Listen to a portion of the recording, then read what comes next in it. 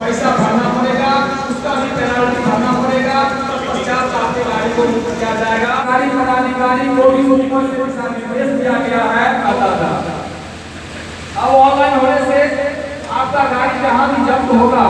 ये अभी तक हमारे तमाम साथी किसी न किसी रूप में अपनी मजबूरी को देखते हुए ट्रकों पर ओवरलोड परिचालन करते थे। वह उनकी मजबूरी थी, कहीं न कहीं भरण पोषण में कमी थी, जिसके कारण वो ओवरलोड परिचालन करती थी।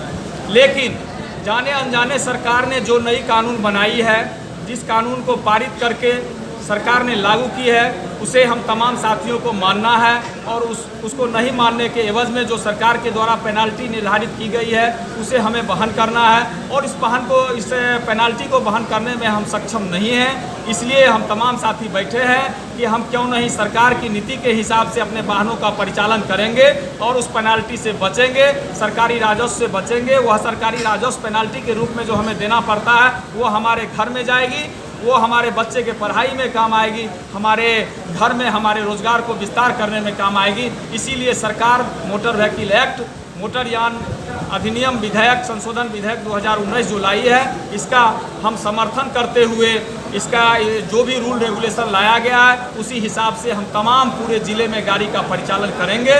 और इसी विषय में हम सभी साथी बैठे हैं कि आपस में निर्णय करके कैसे पूरे ज़िले में परिचालन करना है, इसी पर हम विस्तार से चर्चा करेंगे। क्या नाम है सर? संजीव कुमार सुमन, सचिव जिला मोटर।